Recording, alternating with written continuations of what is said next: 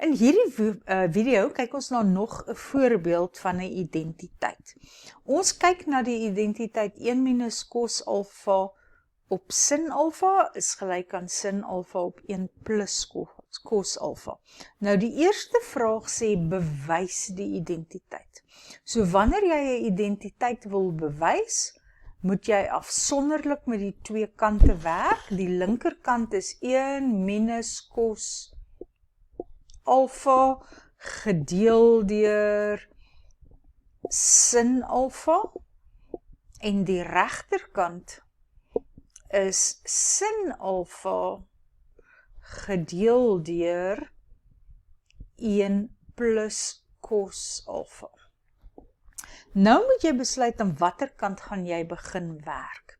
Nou, as jy so na die twee kyk, daar is nie regtig iets wat jy dadelik kan doen met enige kant nie, want jy wil uitkom by waar jy kan gebruik cos kwadraat plus sin kwadraat van 'n hoek is 1, of jy wil by tan kwadraat kom, jy het 'n plus en 'n minus, 'n minus daar, 'n plus daar, jy kan niks uitkanselleer nie. So jy moet 'n plan maak. En die plan wat 'n mens maak, is om met 1 te vermenigvuldig. Maar nie sommer enige 1 nie. Jy vermenigvuldig met 1 plus cos alfa gedeel deur 1 plus cos alfa. Wat 1 plus cos alfa gedeel deur 1 plus cos alfa, dit is mos net 1. Nou die rede hoekom ek dit so gekies het, is sodat ek die verskil van twee vierkante bo aan die lyn kry.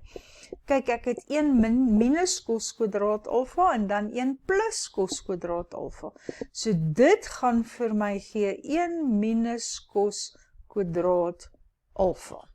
En onder die lyn het ek nou 'n sin alfa en 'n 1 plus cos alfa. Nou ja, wat is 1 minus cos kwadraat? Nou moet dit my herinner aan my identiteite. As ek hierdie cos kwadraat daai kant toe vat, dan kry ek sin kwadraat theta is gelyk aan 1 minus cos kwadraat theta. So in plek van hierdie 1 minus cos kwadraat alfa, gaan ek skryf sin kwadraat alfa. En dan moet dit nog gedeel word deur sin alfa en 1 plus cos alfa. Laat ons net so bietjie loer na die regterkant. Sien, jy wil graag 1 sin alfa bo kan die lyn hê en 'n 1 plus cos alfa onder die lyn. Dit is hoekom ek nie hierdie uit gaan maal nie. Want soos dit nou is, kan ek doodeenvoudig sê dat my sin x hier met 1 van die bo kan die lyn uitkanselleer, want sin kwadraat alfa is mos maar net sin alfa gedeel deur sin alfa. So dan bly daar net 1 sin alfa bo die lyn oor, en onder die lyn het ek 1 plus cos alfa, en weer eens is dit gelyk aan die regterkant. Laat ek hierdie wegskryf, ek het dit nie nodig nie.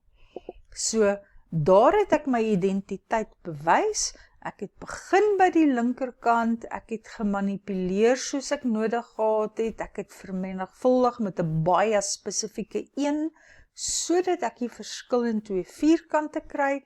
Dit het my toegelaat om met my identiteit hier te werk, en dan kon ek maklik uitkanselleer en die regterkant kry. Nou daar is weer 'n tweede vraagie, vraag B, wat sê vir watter waardes van 0 tot 360 grade is die identiteit ongedefinieerd. Nou ja, ek wil dit net gou skoonmaak. Dit sal ongedefinieerd wees as ek deling deur 0 het.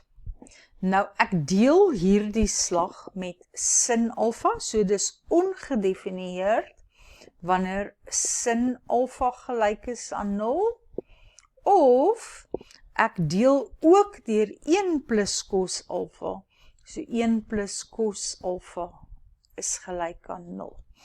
En wanneer jy met trigonometrie werk en hulle vra vir jou vir ongedefinieerd, moet jy ook dink dat tan ongedefinieerd is by 90 grade en 270 grade.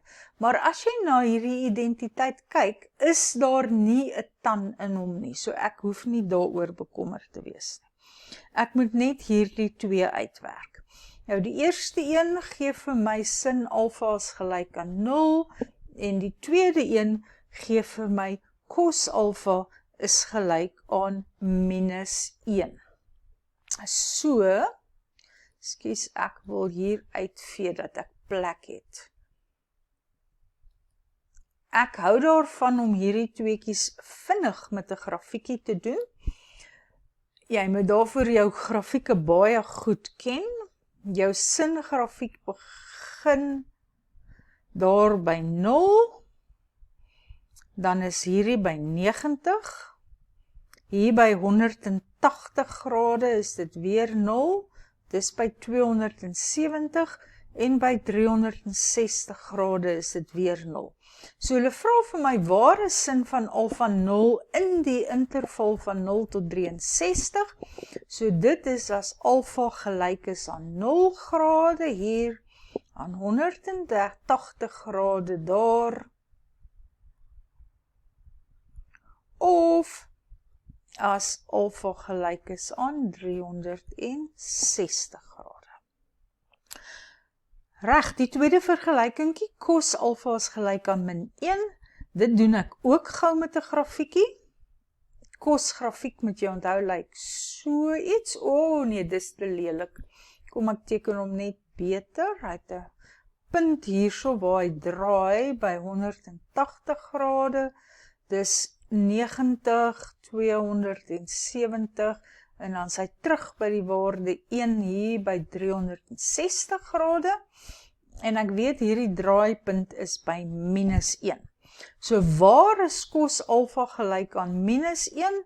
Net mooi daar, wanneer alfa gelyk is aan 180 grade.